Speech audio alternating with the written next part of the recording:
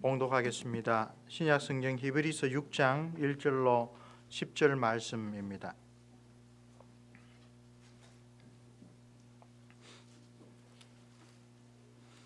우리 함께 말씀 묵상하신 다음에 찬송가 204장으로 우리 찬송 드리도록 하겠습니다. 히브리서 6장 1절부터 한 절씩 교독하겠습니다. 그러므로 우리가 그리스도의 도에 초보를 버리고 죽은 행실을 회개함과 하나님께 대한 신앙과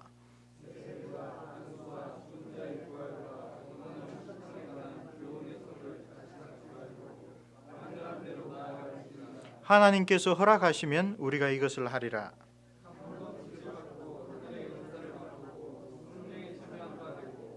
하나님의 선한 말씀과 내세의 능력을 맛보고도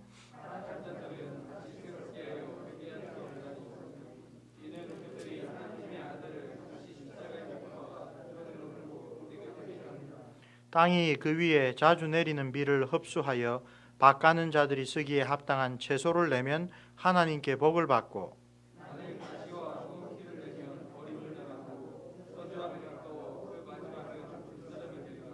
사랑하는 자들아 우리가 이같이 말하나 너희에게는 이보다 더 좋은 것 곧 구원에 속한 것이 있음을 확신하노라.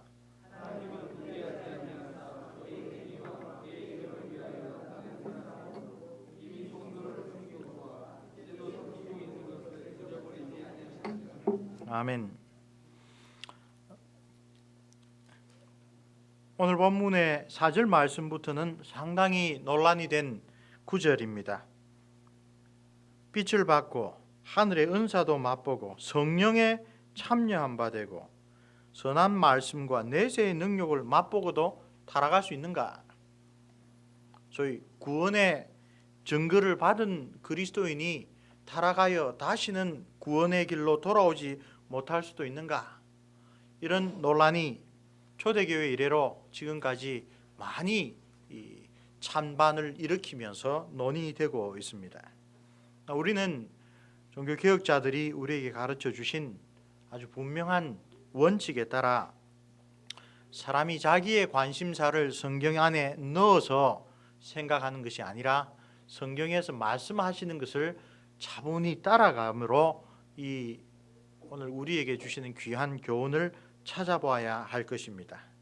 4절부터 그 9절은 이 전체 단락에서 보면 무슨 말씀을 하는지 좀 더 분명하게 나타날 것이고, 흔히 이 구절을 가지고 그리스도인이 완전히 타락할 수 있느냐 논란을 벌이는 것은 우리의 관심사를 성경에 투영시키는 잘못이다라는 것을 곧 알게 될 것입니다. 성경을 읽을 때마다 우리는 해당 구절들을 이끌어내어서 내 생각의 나래를 펴는 것이 아니라 하나님께서 이 사도를 통하여 우리에게 지금 무슨 이야기를 해주고 계시는가 앞뒤를 찬찬히 살펴보는 자세를 가질 필요가 있습니다. 이제껏 히브리서는 계속하여 구원의 도리를 가르치고 있습니다. 그 대표적으로 첫 번째 설교에 끝나는 말씀에 2장 1절에 그러므로 우리는 들은 것에 더욱 유념함으로 우리가 흘러 떠내려가지 않도록 함이 마땅하니라. 우리가 들은 복음을 정말 마음에 잘 새겨야 된다. 그렇지 않고 복음을 듣고도 흐지부지 잊어버리고 살면 이 닻이 풀린 배처럼 어느새 망망대해에 표류하게 된다. 그런 경고를 주셨고요. 또 3장 1절 그러므로 함께 하늘의 부르심을 받은 거룩한 형제들아 우리가 믿는 도리의 사도이시며 대제사장이신 예수를 깊이 생각해라. 다른 표현이지만 똑같이 우리가 전해 들은 복음의 핵심인 예수 그리스도를 깊이 생각하라. 그런 이야기들을 해오고 있습니다. 이 히브리서의 사도는 특별히 구약 성경을 잘 활용하여서 오늘 우리에게 필요한 말씀을 전해줍니다. 첫 번째로 약속의 땅 가나안을 안식이라고 표현하여서 그 안식으로 인도하는 모세와 우리 주 예수 그리스도를 비교하고 대조하여서 예수님의 그 크신 구원을 설명했습니다. 그런 다음 14절부터 4장 14절부터 그러므로 우리에게 큰 대제사장이 계시니 성천하시니 곧 하나님의 아들 예수시라. 그런 다음에 똑같은 반복하는 교훈이 나옵니다. 우리가 믿는 도리를 굳게 잡을지어다. 그렇죠? 그러면서 동일한 가르침을 구약 성경의 또 다른 중요한 표상인 대제사장 아론과 연결시켜서 예수 그리스도께서 구약의 하나님의 백성에게 주신 그 하나님과 화목되는 길을 실제로 이루신 참된 대제사장이다 라고 하는 것을 강조합니다. 그래서 5장 들어가면 구약의 대제사장의 아주 존귀함, 그러나 그 대제사장과 비교할 수 없는 참된 대제사장이신 예수님을 소개하면서 레위지파 아론의 자손이 대제사장의 직분을 받았는데 유다지파 다윗의 자손으로 태어난 예수님은 그것과 비교할 수 없는 그 대제사장의 반열이 있죠. 멜기세덱을 이야기를 합니다. 멜기세덱의 반차를 쫓은 영원한 대제사장이 되었다. 멜기세덱은 아브라함이 하나님 앞에 자기의 얻은 것의 10분의 1을 드리고 모든 것이 하나님의 은혜입니다 라고 고백했을 때 처음 등장했던 아주 신비한 인물입니다.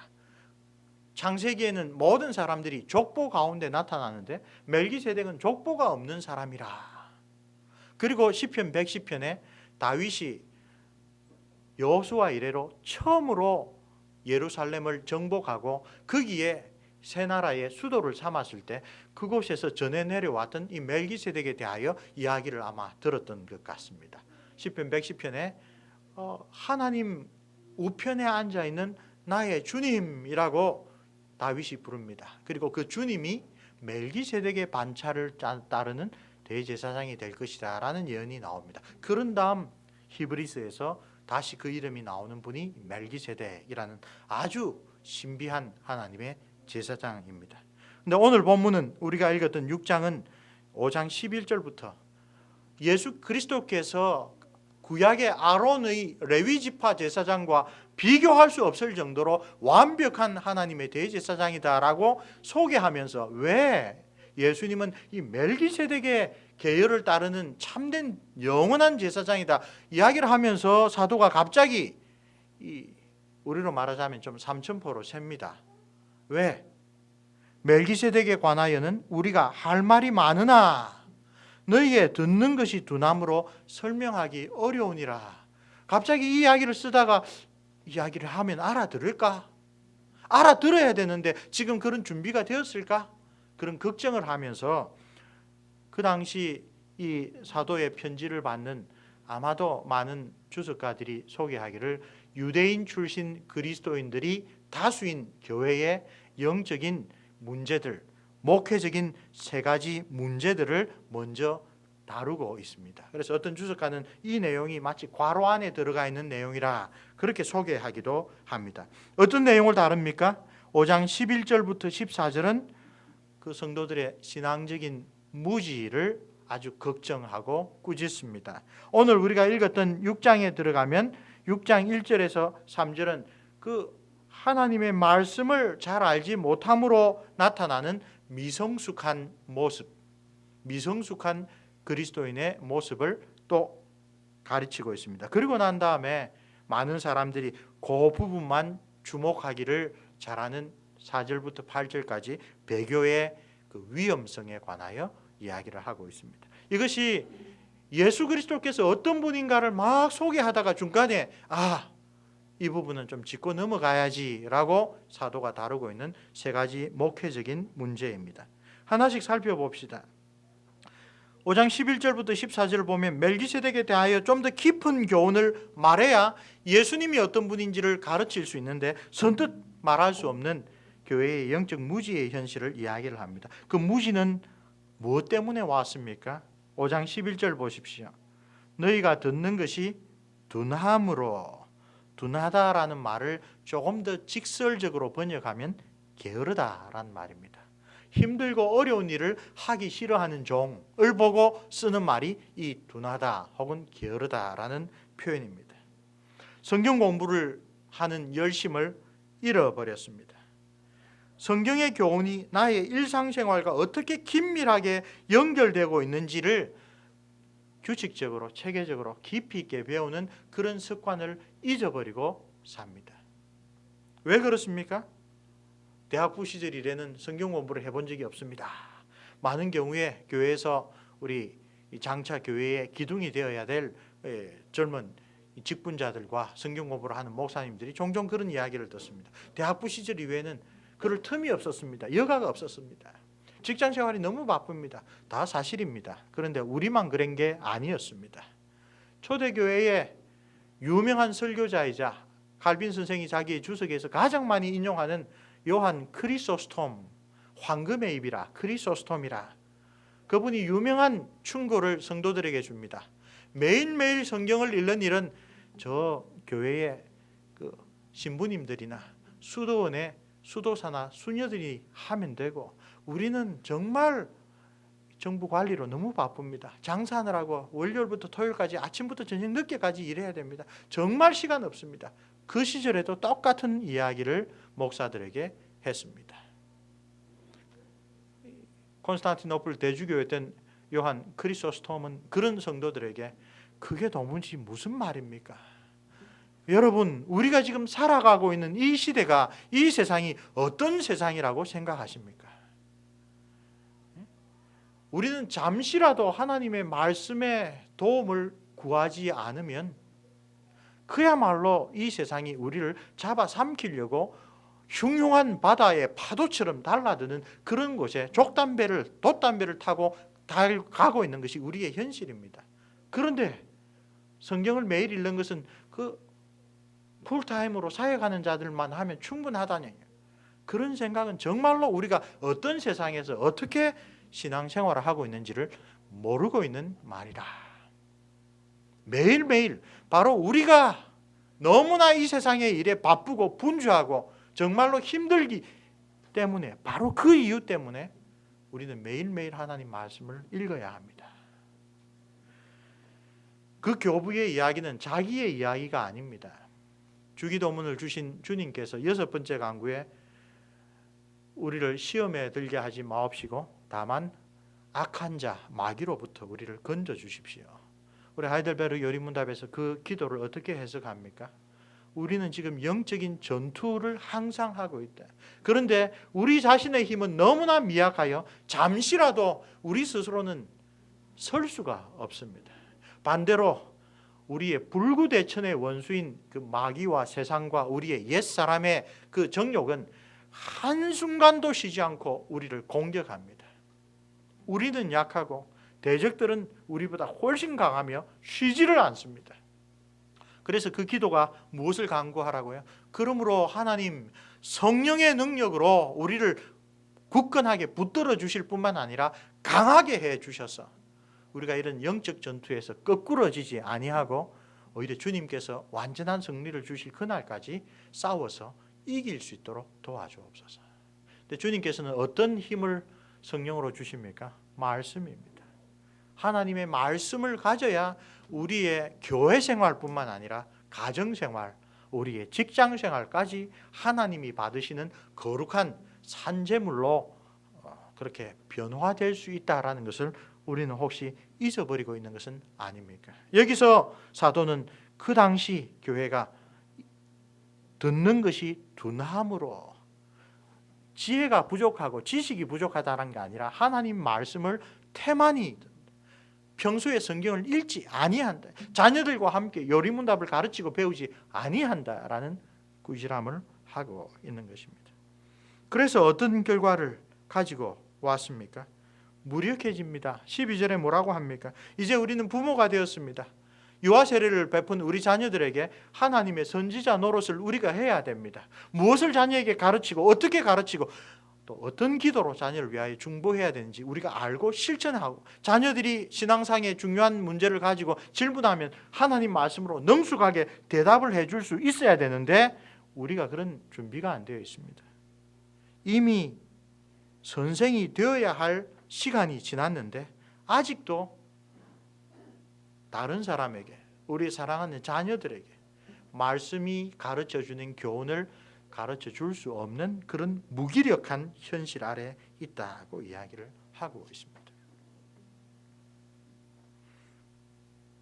하나님의 말씀에 대하여 아주 강력하게 반대하는 사람들, 그 앞에 왜 기독교의 진리야말로 우리를 위하여 가장 귀하고 유일한 구원의 말씀인지 우리가 그렇게 잘 친구들과 대화하면서 소개해 줄 수 있는 그런 능력을 갖추지 못하고 있습니다. 그 결과 영적인 무지에 빠져 있죠. 13절과 14절은 본래 하나님의 말씀을 주의 깊게 듣고 성숙하여서 우리가 마땅히 신앙생활을 한 지 5년, 10년이 지나면 갖추어져야 할 모습을 14절에서 말합니다. 그들은 누굽니까? 단단한 음식을 먹을 수 있는 신앙적으로 장성한 사람입니다. 지각을 사용함으로 연단을 받아 선악을 분별하는 자들이라. 선악을 분별한다.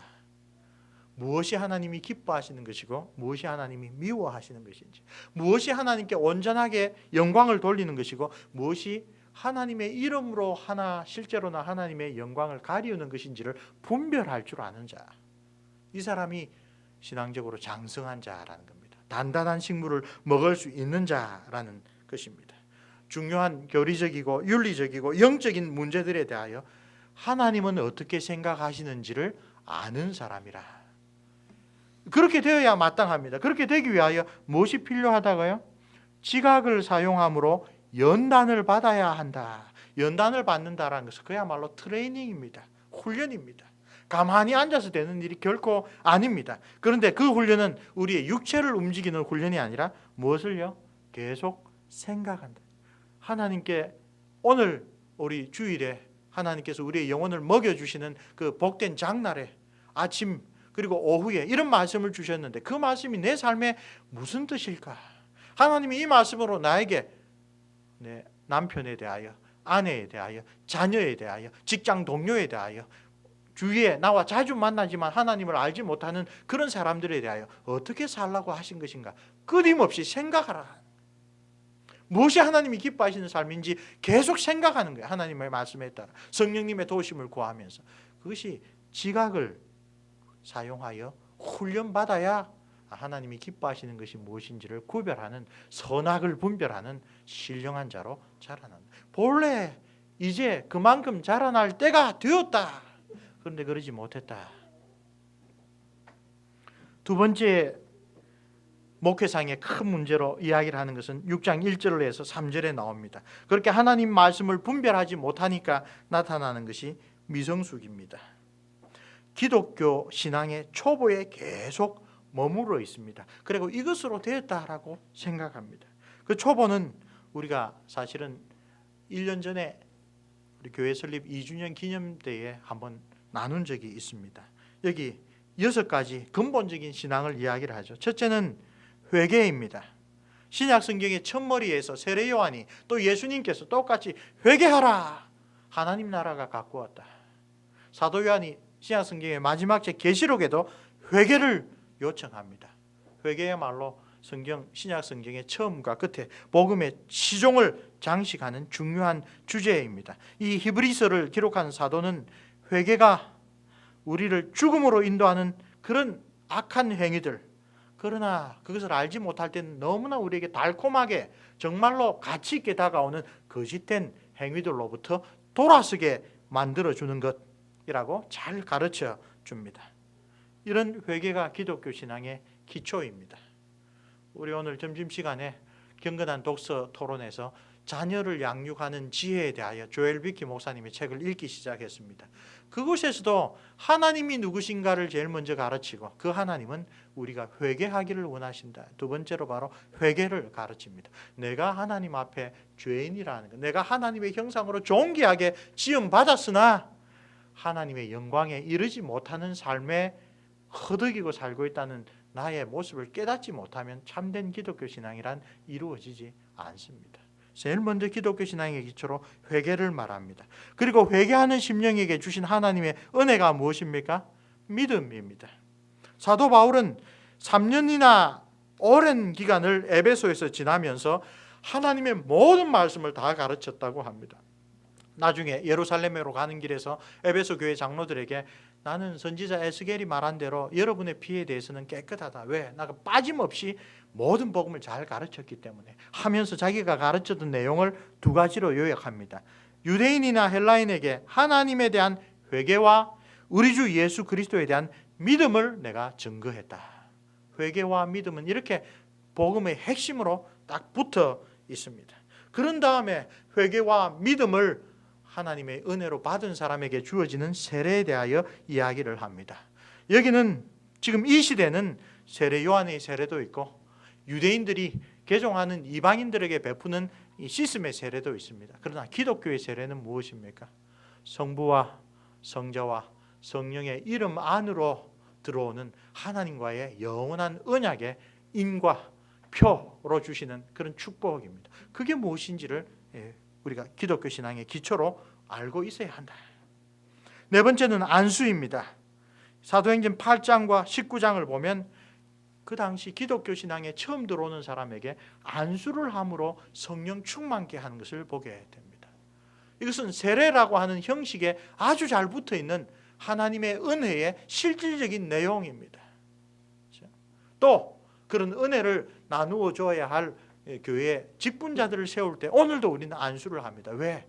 성령께서 힘주시지 않으면 교회가 직분을 만들고 사람을 세운다고 해서 그 일을 감당할 수 없기 때문에 이 안수를 통하여 성령 하나님의 은혜를 간구하는 겁니다. 새로운 신앙을 시작한 사람에게, 하나님의 귀한 직분을 맡은 사람에게 성령의 은혜를 간구하는 것, 그게 바로 안수로 되어 있습니다. 그리고 죽은 자의 심판과 영원한 심판, 죽은 자들의 부활과 영원한 심판이 기독교 신앙의 중요한 기초로 여겨져 있습니다. 우리는 이 세상만 바라보고 살아가는 사람이 아닙니다. 우리는 하나님께서 이 세상에서 각자에게, 혹 어떤 사람에게는 하나님이 판단하시고 풍성하게, 어떤 사람에게는 그에게 필요한 양만큼 우리에게 여러 가지 은사를 주시고 재능을 주시고 많은 일을 맡겨주셔서 청지기로서 이 땅에서 신실하게 하나님이 맡기신 일들을 하면서 어떻게 해요? 거룩한 나그네로 살아가는 자라는 것을 배웁니다. 우리의 본향은 여기가 아닙니다. 우리는 하나님의 나라를 바라보며 살아가는 사람들입니다. 그것이 만약에 진실이 아니라면 사도 바울이 말한 대로 이 세상에서 가장 불쌍한 사람들이 그리스도인이라고 했습니다. 이런 6가지 신앙의 기초가 든든히 서야 됩니다. 그런데 오늘 본문의 문맥은 이런 6가지 기초를 가졌다고 칭찬하거나 격려하지 않습니다. 아직도 이런 데 머물고 있느냐라고 꾸중하고 있습니다. 6가지 근본적인 신앙적 진리를 확고하게 다진 다음에 우리 오늘 말씀 묵상의 본문대로 완전한 대로 나아가라. 완전한 대로 지금 나아가야 되는데 왜 자꾸 기초만 자꾸 계속 닦고 있느냐? 또 닦아야 되냐? 닦지 말아라 더 이상. 완전한 대로 나아간다라는 것은 사도께서 무슨 뜻으로 하신 말씀일까요? 역시 우리가 이 성경의 문맥에서 찾아보면 첫째로 하나님께서 허락하시면 3절에 우리는 기초에 머무르지 않고 완전한 대로 나아갈 수 있는 것입니다. 나아가야 하는 것입니다. 둘째로 사도가 지금 5장 11절부터 하고 있는 목회적인 걱정들에서 벗어난 그런 성숙한 교회, 완전한 대로 나아간 교회입니다. 어떤 걱정입니까? 말씀과 성령으로 충만하여서 삶의 모든 영역에서 하나님이 기뻐하시는 뜻이 무엇인지 선악간에 분별할 줄 아는 성숙한 그리스도인, 성숙한 교회, 완전한 대로 나아간 교회입니다. 또 그 다음에 곧 나오는 대로 하나님의 놀라운 신앙의 체험들을 하고서도 믿음에서 떨어지는 배교의 자리에 가는 그런 위험에서 완전히 벗어난 그런 사람이 완전한 대로 나아간 사람이라고 할 수 있습니다. 완전한 대로 나아가지 않고 계속 머물러 있을 때 나타나는 아주 파괴적인 결과가 4절부터 나옵니다. 6장 4절.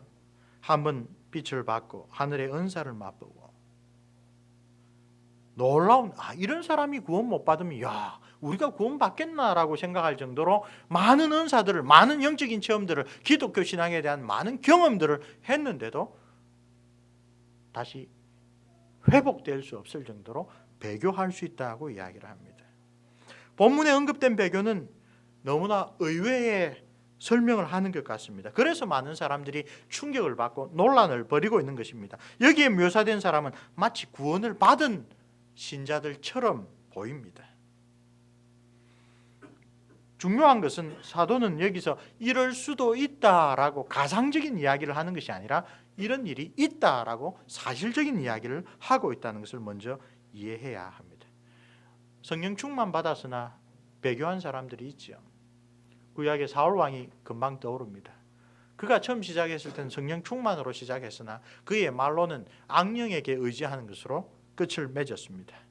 예수 그리스도의 사도로 제자들 가운데 두각을 나타냈던 가룟 유다가 있었습니다. 그 일행의 돈 주머니를 맡을 정도로 신임받았던 제자입니다. 그러나 그는 예수 그리스도를 그냥 배신하고 파는 그런 차라리 태어나지 않았으면 좋을 결과로 끝을 맺습니다. 사도 바울의 일행 가운데 데마라는 사람이 있습니다. 선교의 일행으로 곧잘 이름이 언급되다가 마지막에는 데마는 이 세상을 사랑하여 나를 떠났다라고 안타까운 언급으로 나타납니다. 그런데 이 배교자들은 무엇 때문에 하나님의 크신 은혜를 저버리게 되어 버렸습니까?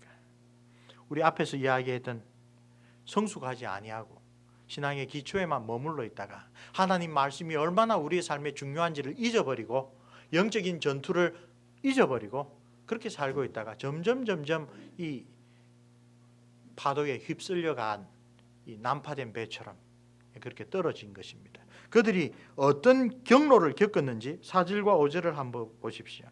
한번 빛을 받고 하늘의 은사를 맛보고 성령에 참여한 바 되고 하나님의 선한 말씀과 내세의 능력을 맛보고도 이런 많은 선물들을 결국은 이 사람은 귀하게 여기지 않았습니다. 귀하게 여기지 않았습니다. 사람을 변화시켜 주시는 하나님의 빛을 보고 풍성하게 공급시켜 주시는 영적인 은사들도 맛보고 성령님의 손길도 그 도우심도 얻고 그랬는데도 믿음을 저버릴 수 있다라는 게 우리를 놀라게 만듭니다. 사도 바울이 나중에 베드로후서 2장 20절에서 이렇게 이야기를 하죠. 차라리 의의 도를 안 다음에 그 받은 거룩한 명령을 저버리는 것보다는 아예 알지 못하는 것이 차라리 낫다. 그래서 속담을 들어서 이야기를 하죠. 개가 토하였던 것에 돌아가고 돼지가 씻었다가 들어온 구덩이에 도로 누웠다 하는 말이 그들에게 응하였다. 교회 안에 그런 자들이 이 히브리서뿐만 아니라 베드로의 서신을 받은 교회에서도 있었다. 더 중요한 것은 6절에 그들이 하나님의 아들 우리 주 예수 그리스도를 거부한 것입니다. 이 히브리서를 받은 초대교회의 맥락에서는 지금 이 배교한 자들은 직접적으로 유대교로 돌아간 사람들을 뜻합니다. 성전에 가서 다시 제사를 드립니다. 회당에 가서 회당 예배에 참여합니다. 그런데 그 회당은 지금쯤 어떤 회당입니까? 나사렛 예수를 따르는 자들은 저주받을 자라라고 매일 드리는 기도에 포함시켜서 기도하는 그런 자들입니다. 예수 그리스도께서 온전히 이루신 십자가에 단 한 번의 영원한 제사를 부인하고 다시 구약의 그림자로 돌아가는 그런 일을 지금 이들이 한 것입니다. 그래서 사도는 이것을 하나님의 아들을 현저하게 욕보여서 다시 십자가에 못 박는 그런 나쁜 일이라고 비난하고 있는 것입니다. 성령께서 그들을 붙들어 주시면 결코 예수를 저주받을 자라고 말할 수가 없습니다. 십자가라고 하는 것 하나의 막대기에 불과할 수도 있습니다. 그러나 예전에 개신교가 이 땅에 들어오기 전에 천주교 신자들에게 조선시대의 지방 관리들은 이 자가 정말로 이 서양에서 들어온 사교를 버렸는가 그렇지 않았는가를 판단하기 위하여 십자가 모양의 나무 막대를 땅에 두고 밟고 지나가라. 그 행위 자체는 아무런 행위가 아닐 수도 있습니다. 그러나 그것에 예수 그리스도께서 우리를 위하여 해주신 일을 내가 어떻게 받아들이고 있는가라고 하는 믿음이 걸려 있을 때 참된 신자는 결코 그 나무 막대기를 밟고 지나갈 수가 없는 것입니다. 심지어 순교를 당하는 일이 있더라도. 그러나 지금 이들은 바로 그 예수 그리스도의 그 크신 공로를 어느덧 처음에 믿었을 때는 그렇게 귀하고 감사하게 여겼던 것이 어느덧 내 다른 것과 생각하면 내가 이것 때문에 내 친한 친족들과 친구들과 우리 경제 공동체에서 내가 잘려나가는 그런 세상적인 손실과 비교하면 이건 잊어버리고 말지. 예수님께서 말씀하셨던 비유 가운데 가시 덤불에 떨어진 그런 씨앗처럼 처음에는 그 말씀을 듣고 감사함으로 잘 자라났지만 세상의 염려와 재리의 유혹과 환난과 핍박이 닥쳐오자 예수 그리스도, 우리를 위하여 그 귀한 생명을 버리신 예수님의 십자가가 이 세상보다는 중요하지 않다라고 판단을 한 것입니다. 말씀에서 멀어지면 예수님으로부터 멀어집니다. 그리고 이들에 대하여 7절 8절에서 유명한 성경에서 아주 자주 반복되는 비유를 말씀하고 계십니다. 하나님은 그들에게 풍성한 은혜를 내려 주셨습니다. 그러나 그들은 가시와 엉겅퀴를 내어놓는 쓸모없는 밭이다라는 것을 증거했습니다. 이사야서 5장에 보면 이사야 선지자의 입을 빌어 여호와 하나님께서 내가 내 사랑하는 자를 위하여 정말 포도원을 만들고 정말로 극상품 포도나무를 심고 그것을 잘 돌보기 위하여 망대도 세우고 술들도 파고 모든 노력과 정성을 다 쏟은 다음에 좋은 포도주가 맺히기를 기다렸습니다. 그런데 어떤 열매가 맺혔습니까? 쓸모없는 들포도를 열매 맺었습니다.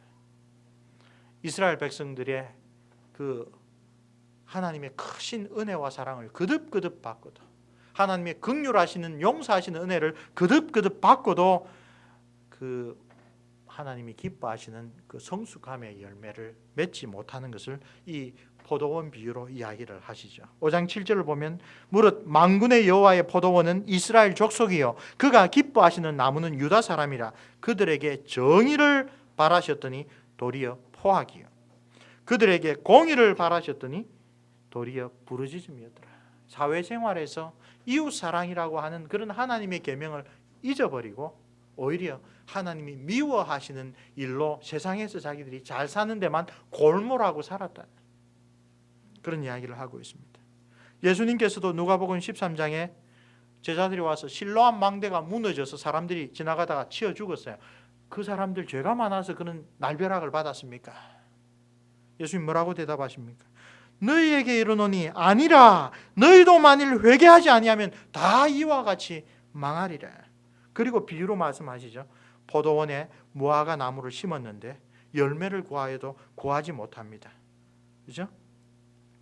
주인이 포도원지기에게 내가 3년을 기다려 줄 텐데 3년이 지나도 열매를 맺지 못하면 찍어 버리겠다. 어찌 땅만 버리겠느냐? 주여 금년에도 그대로 두소서. 내가 두릅하고 그름을 줄이니 이후에 만일 열매가 열면 좋거니와 그러지 않으면 찍어버리소서. 여기서 우리 주님께서 일관되게 성경을 통하여 우리에게 제시하시는 기준을 봅니다. 예수님은 우리의 외모를 보시지도 않고 우리의 행적을 보시지도 않고 열매를 보십니다. 내가 목사인가, 내가 직분자인가, 내가 몇 년을 믿었느냐 그런 거 보시지 않고 열매를 보십니다. 그 열매로 그 나무를 알리라. 여기 다시 7절 8절에서 바로 그 원칙을 가르쳐 주십니다.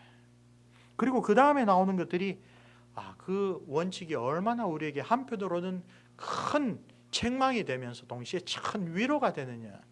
9절 보십시오.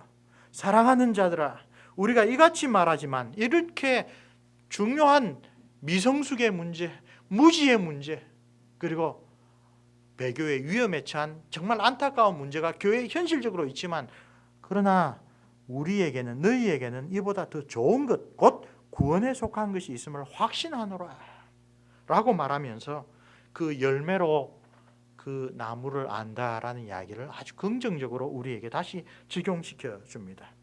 10절부터 9절부터 20절까지는 우리에게 주시는 위로와 격려를 이야기를 합니다. 참된 구원 얻는 신앙의 분명한 특징들이 열매로 나타나는데 그것이 무엇입니까? 9절부터 20절 쭉 읽어보면 반복하여 나타나는 게 믿음, 소망, 사랑입니다.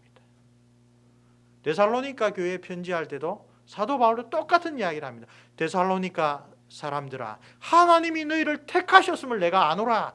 아주 예언의 이야기를 담대하게 이야기를 하는데 그 원인이 뭡니까? 너희들의 삶에 믿음, 소망, 사랑이 분명히 나타나는데 이것은 성령께서 맺어주시는 열매이다. 그 열매를 보면 그 나무를 안다. 여기도 한번 보십시오. 6장 10절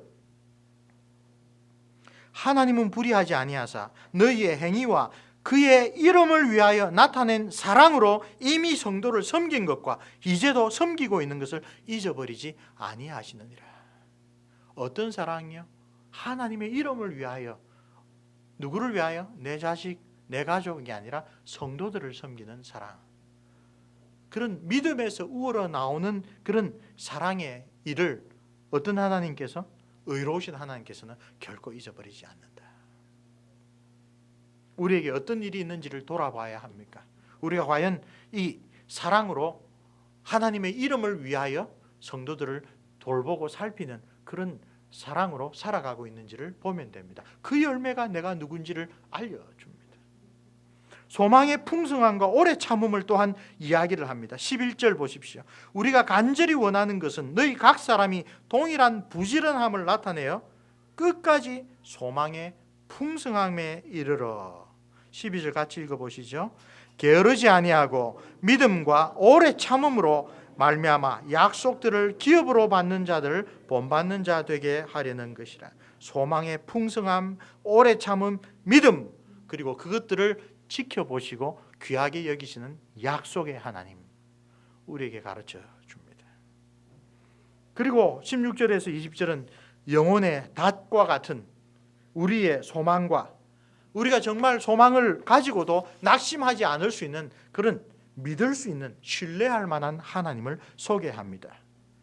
우리 19절 말씀, 우리가 이 소망을 가지고 있는 것은 영혼의 닷 같아서. 배 비유가 계속 나타나죠. 튼튼하고 견고하여 휘장 안에 들어가나니. 휘장 안에 무엇입니까? 지성소, 하나님의 존전으로 우리를 인도해 드린다. 그리로 앞서가신 예수께서 멜기세덱의 반차를 따라 영원히 대제사장이 되어 우리를 위하여 들어가셨느냐. 이제 앞에서 멜기세덱 이야기하다가 이야기 시작했죠. 다시 멜기세덱으로 들어옵니다. 예수님은 그런, 지금도 예루살렘에서 제사 드리는데 수종드는 그런 인간 제사장이 아니라 하나님 앞에 우리의 모든 죄악을 깨끗이 사하신 십자가 제사를 드리시고 지금 하나님 앞에서 우리를 위하여 중보하시는 그 영원한 제사장, 멜기세덱의 반차를 따는 제사장으로 거기 계신데 우리도 그곳에 들어갈 수 있다라는 분명한 확신이 이 소망으로 가지고 있습니다. 영혼의 닻으로 우리를 붙들어 주고 있습니다. 장래 소망에 대하여 든든한 보장이 바로 영원한 제사장으로 이미 지성소에 가 계신 예수 그리스도이시다. 우리 하이델베르 교리문답 49문답에 그리스도께서 하늘에 올라가셨다는 게 우리에게 어떤 위로를 준다고요? 첫째로 하나님 앞에서 예수님은 우리를 변호해 주시는 대제사장으로, 변호사로 서 계십니다. 둘째로 예수님과 그의 교회는 결코 뗄래야 뗄 수 없는 관계입니다. 따라서 교회의 머리 대신 예수님께서 하늘에 계신다는 것은 그분의 몸인 우리도 반드시 주님 계신 그곳으로 간다라는 보장입니다. 우리의 하늘나라 가는 것의 하늘에 있는 보장이 예수님이십니다. 뿐만 아니라 그 하나님, 예수님께서 하나님으로부터 성령을 우리에게 주셔서 우리 마음 가운데 하나님의 열매를, 성령의 열매를 맺게 하셔서 이런 믿음, 소망, 사랑을 가지고 살아가는 우리는 반드시 하늘나라 가는구나 라고 땅에서 우리의 부활의 생명과 영원한 복락의 그 증거로 삼아 주신다고 하고 있습니다. 사랑하는 성도 여러분, 히브리서의 사도는 4장 14절부터 6장 20절에 이르는 이 긴 설교, 네 번째 설교입니다. 성도들에게 꾸준히 신앙적인 격려가 필요하다라는 것을 다시 한번 일깨워 줍니다. 초보적인 신앙에 안주하여 있다가 영적으로 게을러져서 급기야 타락할 위험이 우리에게 항상 있습니다. 우리의 원수 마귀는 조금도 쉬지 않고 할 수 있으면 하나님이 택한 자라도 넘어지게 하려고 누구처럼요? 우는 사자처럼 돌아다니고 있다고 합니다. 그래서 우리는 때때로 격려를 받아 기독교 신앙의 기초를 든든히 닦은 터 위에서 하나님의 뜻을 지혜롭게 분별하며 믿음, 소망, 사랑의 삶을 온전하게 실천하는 이 완전한 대로 나아가다라고 계속 권면받아야 돼요. 지금 우리 좋습니까? 이 정도면 충분합니까? 다른 교회에 비해서 좀 더 낫습니까? 거기에 만족하지는 말아야 한다. 우리가 과연 신령한 자처럼 하나님께서 기뻐하시는 것을 우리의 일상생활 모든 곳에서 잘 분별하고 있는가? 내가 내 사랑하는 반려에게, 사랑하는 자녀들에게 대하고 있는 것이 하나님 기뻐하시는 뜻인가? 그런 거 잘 분별하고 있는가? 내가 과연 나날이 대하는 사람들, 이 외인에 대하여 성경이 가르친 대로 외인에 대하여는 지혜롭게 행하여 세월을 아끼라. 세월을 아끼라 무슨 말입니까? 만나는 그 기회를 최대한 활용해라. 그 정도로 우리가 간절한 마음으로 믿지 아니한 사람들을 대하고 있습니까? 하나님께서 우리에게 원하시는 바를 바르게 깨닫도록 계속 우리가 권면을 받을 필요가 있다. 그런 신앙적인 노력을 하나님께서 기뻐하시며 기꺼이 뒷받침해 주신다는 것을 이 9절부터 사랑하는 자들아 우리가 이같이 말하나 너희에게는 이보다 더 좋은 것 곧 구원에 속한 것이 있음을 확신한다. 또 완전한 대로 나아갈지니라 하고 3절에서 뭐라고 합니까? 하나님께서 허락하시면 우리가 이것을 할 것이라. 완전한 대로 나아가기 위해서 그러면 무엇이 필요합니까? 오늘 말씀에서 아주 분명하게 하나님의 말씀을 균형 있게 풍성하게 가르치고 배우고 실천하는 일이 절실히 필요하다고 우리가 배우게 됩니다. 종교개혁자들이 하나님의 뜻을 위해서는 오직 성경이라고 말할 때 항상 그 성경이란 말은 무엇입니까? 창세기부터 계시록에 나오는 66권 전체 성경을 말합니다. 하나님께서 정말 온전한 대로 이끌어 주신, 그래서 하나님을 위하여 이 땅에서 많은 풍성한 열매를 맺은 분들의 공통점은 성경을 대단히 사랑했다. 종교개혁자들은 말할 것도 없고요. 우리 한국교회 초창기에 딱 두 사람만 들어봅시다. 길선주 목사님 1907년에 부흥운동을 주도하시고, 그렇죠? 정말 한국교회에 이분의 영향력을 받지 않은 사람이 있을까라고 그 조사에서 송축되었던 대로 요한계시록을 1100번 읽으셨다. 요한 1서를 500번, 신약은 100번, 구약은 30번 읽으셨다. 그래서 그분은 부흥사경회를 하면서도 그 말씀에서 벗어나지 않는 그런 은혜가 넘쳤습니다. 김익두 목사님, 신유원사로 아주 유명한 목사님이죠. 이분도 그냥 이 신비체험을 쫓는 사람이 아니었어요. 27살에 좀 늦은 나이에 기독교 신앙에 입문하고 교리문답 학생으로 2년간 있었습니다. 그 2년 동안 세례와 성찬에 참여하기 전에 신약 성경만 100번을 읽으셨다. 2년 동안 내가 세례받기 전에 신약 성경을 100번을 읽으셨다. 예수님께서 정말로 하신 모든 말씀이 귀하지만 한국교회는 특별히 대위임령이 가장 중요하다고 그렇게 가르치면서 실제로 그 말씀을 바르게 따르지 않아요. 뭐라고 하셨습니까? 내가 너희에게 분부한 모든 것을 가르쳐 지키게 하라. 엠마오로 가는 길에서 그들이 다시 예루살렘에 돌아와 마가의 다락방에서 예수님께 그 유명한 부흥사경회를 받았습니다.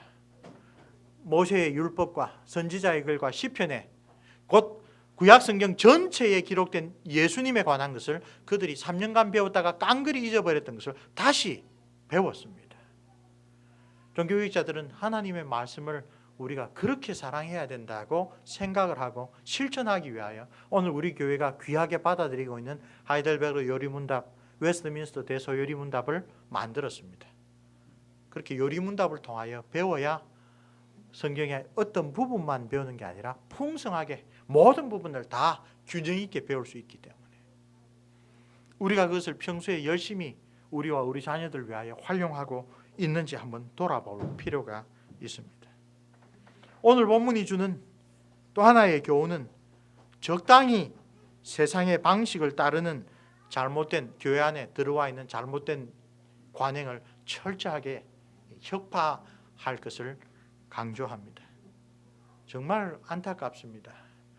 코람되어 하나님 앞에서 순교자의 정신, 오직 성경, 오직 은혜, 구원은 외치면서 실제로 우리가 교회 일을 하면서도 알게 모르게 나오는 그 모토가 있습니다. 51%는 성경의 가르침으로, 49%는 세상의 방식으로. 그러지 않으면 일 안 된다.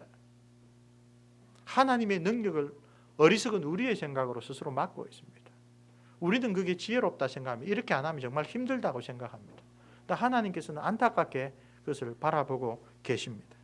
우리의 삶의 모범은 예수 그리스도의 온전한 삶이고 오늘 본문의 가르침도 온전한 대로 나아가라고 이야기를 합니다. 우리가 지혜가 부족하거든 하나님께 구하여야 합니다.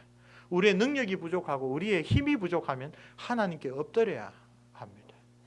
그런데 우리는 종종 우리의 생각으로 일을 해놓고 하나님이 그것을 그냥 알아서 봐주시기를 그렇게 기다릴 때가 많습니다. 하나님의 말씀대로 철저하게 살지 못하는 부분들을 끊임없이 회개하고 고쳐가는 삶을 처음부터 꺾어 놓습니다. 그건 기독교 신앙의 중심적인 그 경건의 그 능력을 없애버리는 일입니다. 우리가 말씀을 끊임없이 봐야 될 이유가 바로 여기 있습니다. 그렇지 않으면 우리가 익숙해진 이 일이 이 정도면 충분하다라고 하는 그런 생각에 항상 빠져들게 마련이기 때문에 그렇습니다. 그리고 말씀으로 그것을 깨우침을 받지 못하면 오늘 히브리서에 그렇게 많은 하나님의 은사를 받고도 타락해버리는 그런 위협이 우리 교회에도 현실적으로 다가올 수 있기 때문에 오늘 이 말씀으로 이제 하나님 앞에서 성숙을 향하여 달려가야 할 때입니다. 여러 가지 환경이나 여러 가지 여건을 보고 우리가 하나님을 바라보는 믿음을 꺾어서는 아니 됩니다. 교회는 하나님의 말씀으로 성령께서 세워주시는 것이지 사람들이 세워나가는 것이 아니라라는 진리를 우리 이 교회는 분명하게 좀 세워갔으면 좋겠습니다. 우리 함께 기도드리고 찬송 드리도록 하겠습니다. 은혜로우신 우리 아버지 하나님, 우리에게 많은 복을 주시고 또 성령의 은사들을 내려주셔서 부족하지만 우리의 삶 가운데 믿음과 소망과 사랑의 열매들을 맺게 하시니 감사합니다. 그러나 우리는 너무나 부족하여서 하나님께서 말씀과 성령으로 항상 붙들어 주시고 강하게 해주시지 않으면 어느덧 이 세상의 유혹에, 어느덧 우리의 옛사람의 생각에, 어느덧 그 배후에서 항상 우리를 넘어지게 만드는 악한 자의 관계에 빠지기가 쉽습니다. 우리가 교회에서 하나님의 말씀을 바르게 가르치고 배우듯이 가정에서도 하나님의 말씀으로 함께 교제할 수 있도록 하나님 우리에게 힘 주시고 도와주시옵소서. 하나님 아버지, 우리의 직장 생활에서도 이 세상에서는 안 돼라고 하는 그런 불신앙의 마음을 깨끗이 버리고 내가 연약하오니 하나님 도와주옵소서. 지혜를 주옵소서. 끈기를 주옵소서. 하나님의 이름을 증거하게 해 주옵소서. 하나님 앞에 간구하며 엎드릴 줄 알게 하나님 이끌어 주시옵소서. 우리 교회를 사랑하여 주셔서 바른 말씀을 추구하며 살게 해주신 것 감사합니다. 하나님, 어느덧 우리가 태만하여져 있지는 않은지 돌아봅니다. 어느덧 우리가 너무나 당연한 것 가운데 우리 스스로의 모습에 만족하며 살아가고 있는 것은 아닌지, 그리하여 하나님께서 우리를 보시는 그 눈길을 잊어버리고 우리가 자의적으로 스스로를 높이고 있지는 않은지 하나님 돌아봅니다. 다시 한번 우리의 교만한 마음을 쳐주시고 우리의 영안을 밝히 뜨게 해주셔서 참된 선악의 기준이신 하나님의 기준대로 자기 자신과 우리의 가족들과 우리의 교회를 잘 살펴보며 하나님의 뜻을 위하여 엎드려 기도할 줄 알게 도와주시옵소서. 우리 주 예수 그리스도 이름으로 기도합니다. 아멘. 우리 다 함께 일어나셔서 204장 주의 말씀 듣고서 준행하는 자는 반석 위에 터닫고 집을 지음 같아 우리 화답성으로 하나님께 찬송드리겠습니다.